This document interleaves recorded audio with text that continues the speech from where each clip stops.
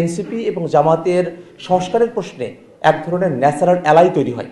জাতীয় নাগরিক party NCP আমরা আমাদের যে 1 বছরের জার্নি, সেই জার্নিতে আমরা এককভাবে নির্বাচন করার একটা প্রস্তুতির মধ্য দিয়েই আমরা নিজেদেরকে প্রস্তুত করছিলাম।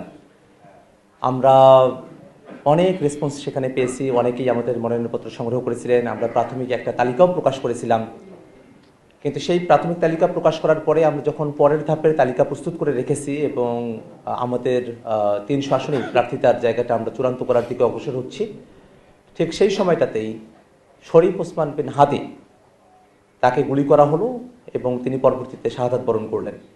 এই পুরো ঘটনা আমাদের উপলব্ধির জায়গায় একটা বড় ধরনের পরিবর্তন নিয়ে আসে।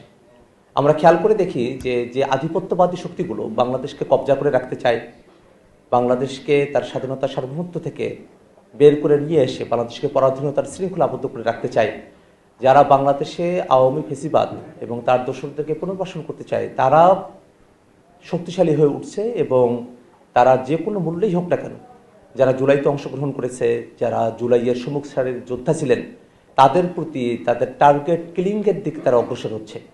আসলে জুলাইয়ের শক্তির যাদের আছে তাদেরকে তারা নিস্তব্ধ করার দিকে অগ্রসর হচ্ছে। এবং একই সাথে আমরা খেয়াল করে দেখলাম যে আমরা দীর্ঘ সময় ধরে বাংলাদেশ রাষ্ট্রটিকে সংস্কারের প্রশ্নে ঐক্যমত্য কমিশনে আমরা জোরালো ভূমিকা রেখেছি।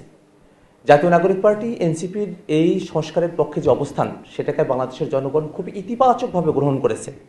কিন্তু সেই সংস্কারের বিষয়গুলো আসলে কতটুকু বাস্তবায়ন হবে বা না হবে, সেই বিষয়গুলো আসলে জাতীয় নাগরিক পার্টি এনসিপি একার পক্ষে সেটাকে নিশ্চিত করে নিয়ে আসা সম্ভবপর নয়।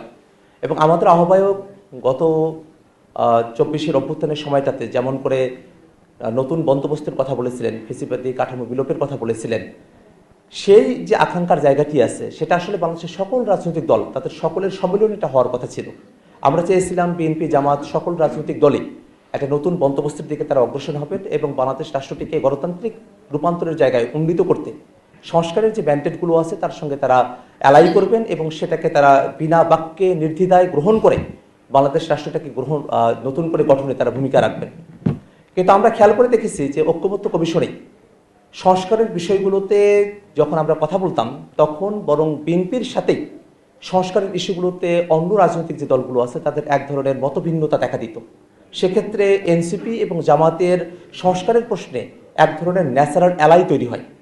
যেহেতু বাংলাদেশের সংস্কার বাস্তবায়ন করাটা জাতীয় নাগরিক পার্টি এনসিপির অন্যতম প্রধান লক্ষ্য এবং আমরা বাংলাদেশটাকে আগের কাঠামোতে ফিরতে দিতে চাই না, সে কারণেও আমরা এককভাবে না থেকে বরং আরও শক্তিশালীভাবে আর অনেকের সঙ্গে একত্রিত হয়ে সামনের যে নির্বাচনী বৈতরণী আছে সেটাকে পার করার আমরা সিদ্ধান্ত গ্রহণ করি।